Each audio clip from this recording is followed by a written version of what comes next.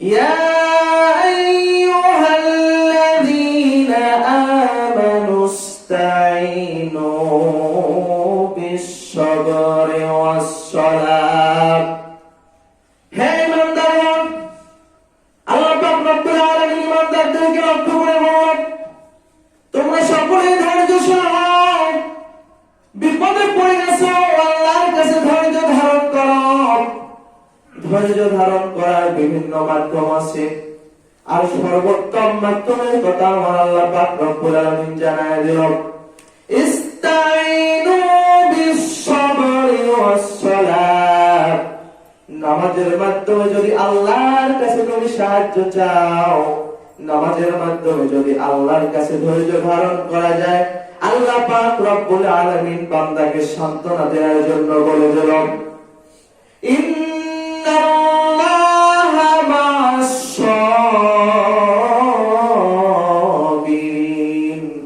বান্দারে, যদি আমি আল্লাহ পাক রব্বুল আলামিনের কাছে তুমি সুন্দরভাবে ধৈর্য ধারণ করতে পারো, নামাজের মাধ্যমে যদি আমি আল্লাহর কাছে সাহায্য চাইতে পারো, নামাজের মাধ্যমে যদি আমি আল্লাহর দরবারে তুমি ধৈর্যশীল হিসেবে প্রমাণ করতে পারো, আল্লাহ পাক রব্বুল আলামিন বান্দাকে জানা দেয়, বান্দারে টেনশন করার কোনো কারণ নাই, চিন্তা করার কোনো কারণ নাই। আমি মহান মালিক সদা সর্বদা ধৈর্যশীল বান্দার সাথে আছি। আর একটু জোরে বলেন না সুবহানাল্লাহ। সেজন্য সব কাজে ধৈর্য, অধৈর্য হওয়া যাবে না। আপনি আপনার ছেলেকে শাসন করবেন, তাও ধৈর্যশীল হয়ে শাসন করতে হবে।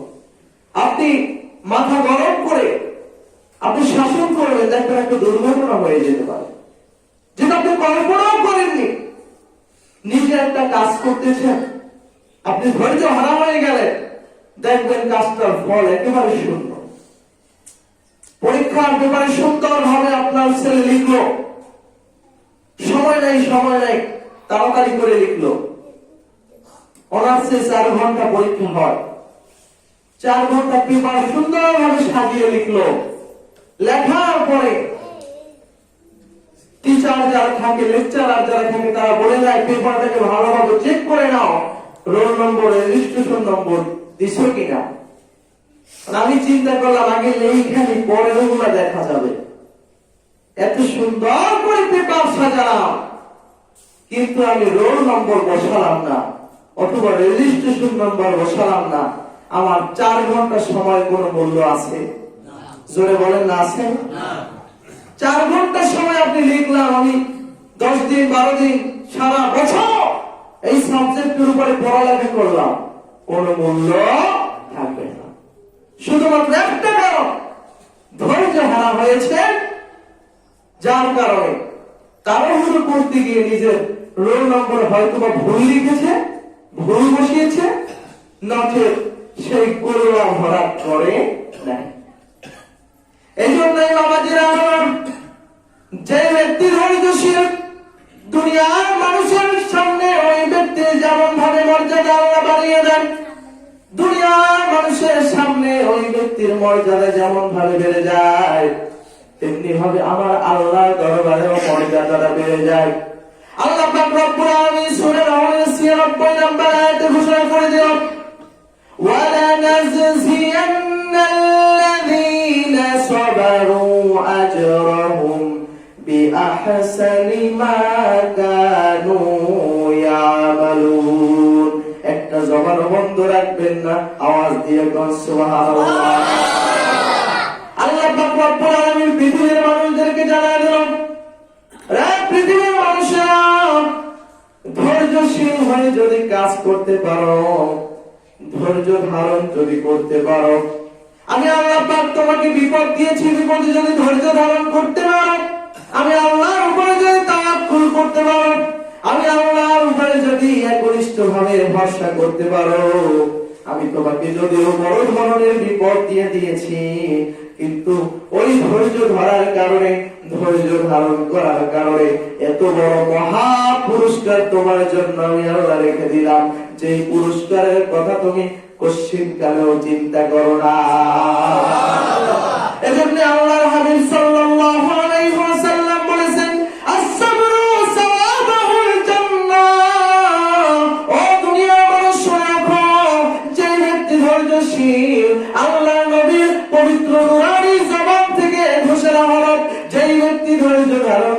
পারে দুনিয়ার জমিনে কষ্ট পেয়েছে, আমলের ক্ষেত্রে কষ্ট পেয়েছে, কিন্তু সব কষ্টকে উপেক্ষা করে ধৈর্য ধারণ করেছে। দুনিয়ার জমিনে বসে মানুষ মানুষকে জুলুম করেছে, অত্যাচার করেছে, ক্ষমতার পাওয়ার দেখিয়েছে, বংশের বাহাদুরি দেখাইছে, গরিব মানুষদের হক নষ্ট করে খাইল। ওই ব্যক্তি কোথাও গেলে, থানায় গেলে কেস মামলা তার নেয় না, টাকা ছাড়া জমি কিনতে পারবে না, নিজের জমি ক্ষমতার অভাবে অন্যজনে খায়। কিন্তু আল্লাহ পাকের দরবারে লোকটা যদি নামাজের মাধ্যমে একটু প্রার্থনা করে, আয় রব্বে কারীম, বড় বিপদে আছি, এই বিপদ থেকে পৃথিবীর কোন ক্ষমতাশালী লোক আমার পক্ষে নাই, পৃথিবীর কোন আদালত আমার পক্ষে নাই, দেয় না, শুধুমাত্র আপনার কাছে আমি আপিল করে দিলাম। আল্লাহ পাক রব্বুল আলামিনের হাবিব ঘোষণা করে দিল, আসসাবরু সাওয়াবাহুল জান্নাহ। ওই ব্যক্তির জন্য ধৈর্য ধারণ করার কারণে আল্লাহ পাক ব্যক্তিকে জান্নাতের মধ্যে প্রবেশ করাবে। বলেন না সুবহানাল্লাহ। সুতরাং ধৈর্যের গুরুত্ব আছে না? সরে কোন আছে না? সেজন্য ধৈর্যশীল হলে হবে না তো, সব কাজে আমাকে ধৈর্যশীল হতে হবে, ধৈর্য হারানো যাবে না। আল্লাহ পাক রব্বুল আলামিন পবিত্র কালামের জন্য বলে দিল, সূরাতুল সামাদ অন্যতম একটা সূরা, এই সূরার 39 নম্বর আয়াতে আল্লাহ পাক বলে দিল, ইন্নামা ইউওয়াফাস সাবিরুনা আজরাহুম বিগাইরি হিসাব।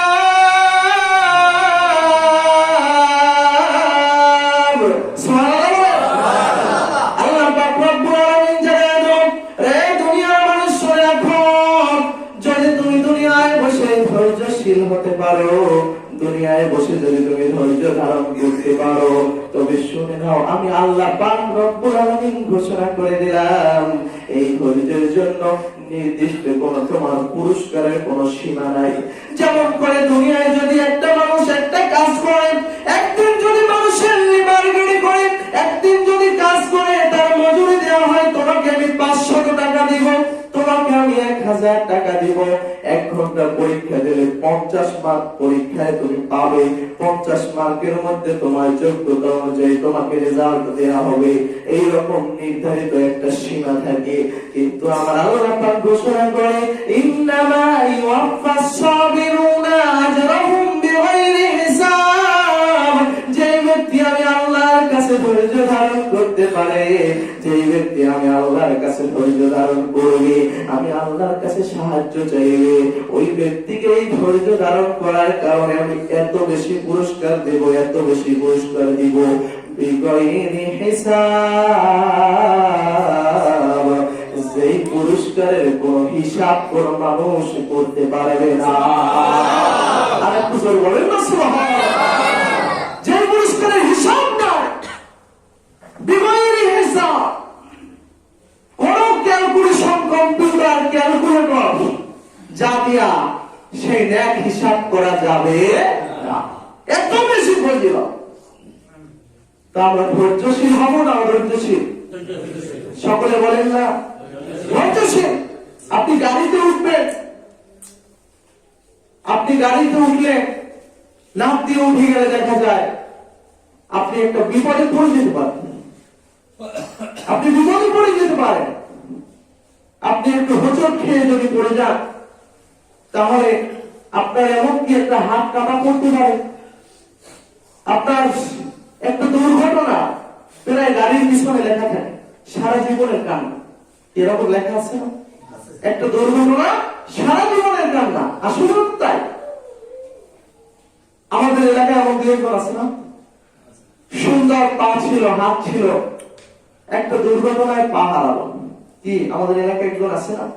বাজারে বসে দুর্ঘটনা হলো, তো সে বুঝতে পারতেছে এখন তার পায়ে কি গুরুত্ব ছিল। ওই গাড়ি ওড়ানো দরকার ছিল ধৈর্যশীল হয়ে চালানো, আর পথচারীরও দরকার ছিল ধৈর্যশীল হয়ে রাস্তা দিয়ে চলা।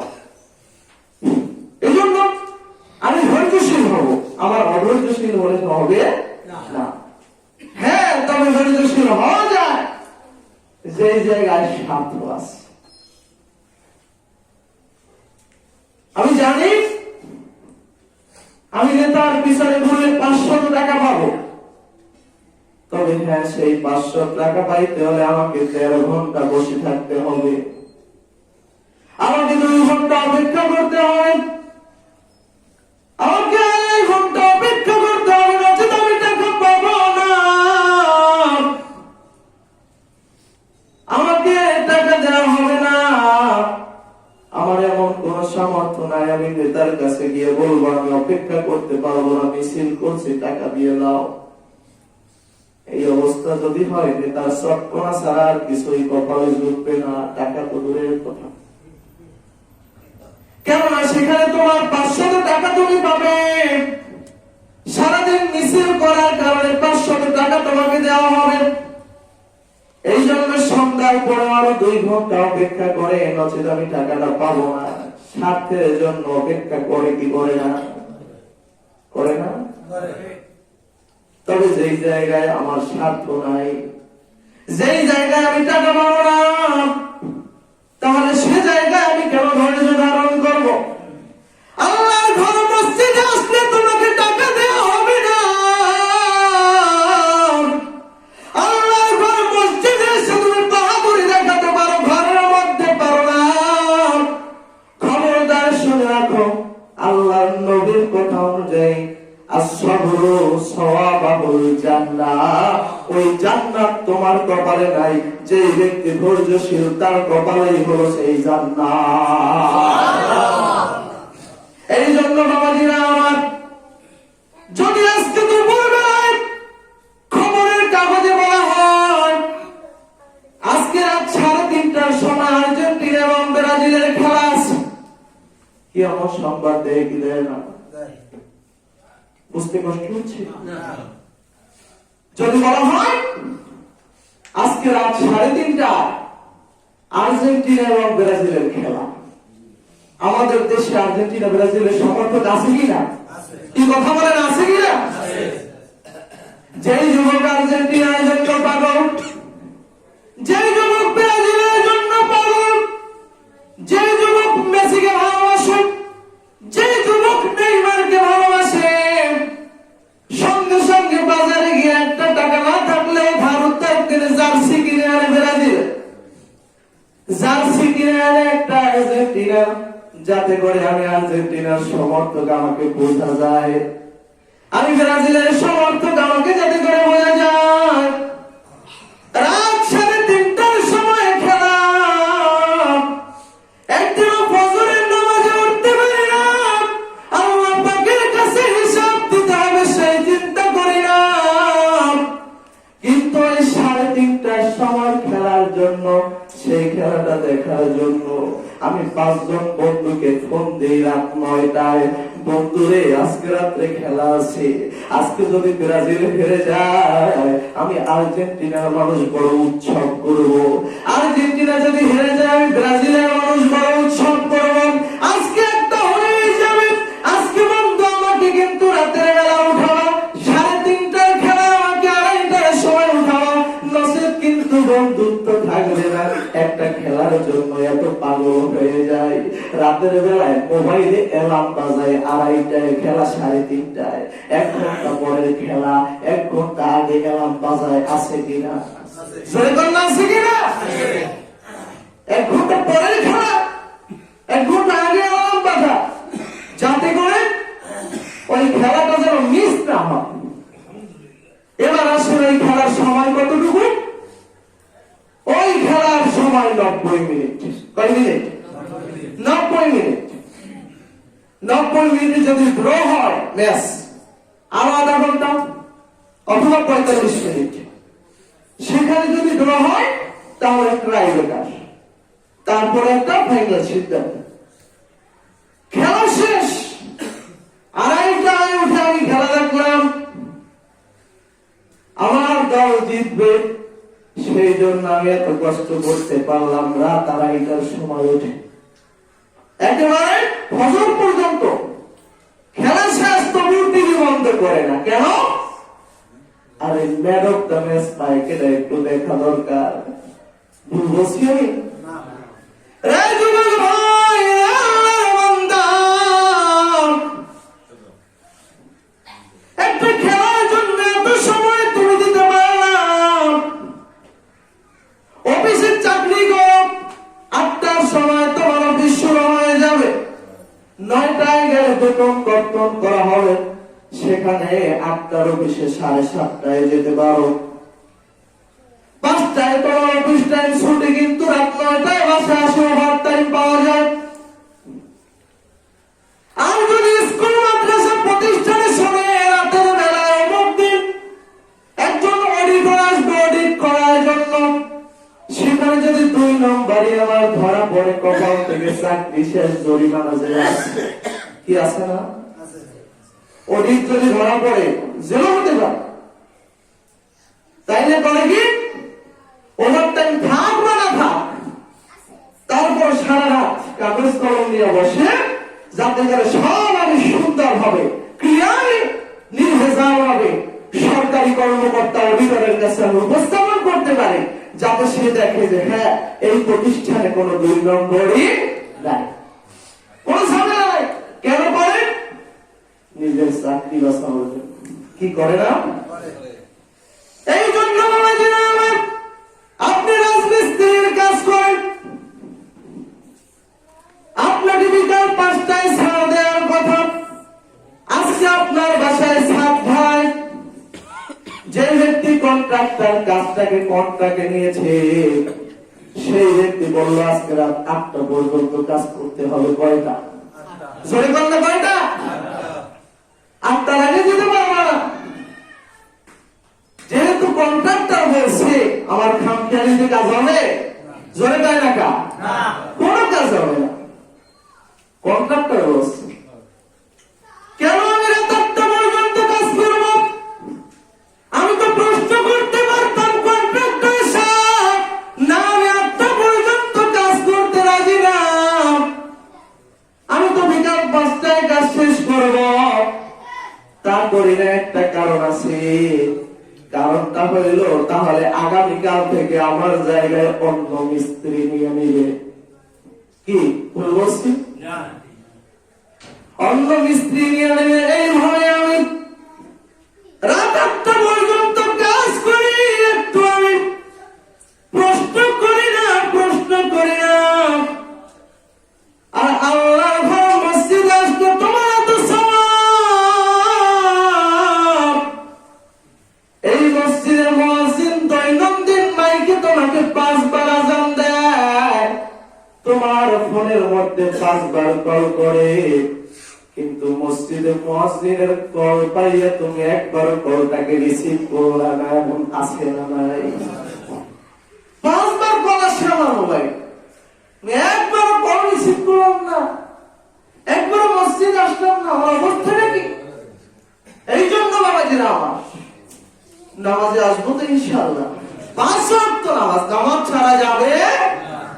যেই কথা আলোচনা করতেছিলাম ধৈর্যের কথা, ধৈর্য, ইন্নামা ইউওয়াফাস সাবিরুনা আজরাহুম বিগাইরি হিসাব।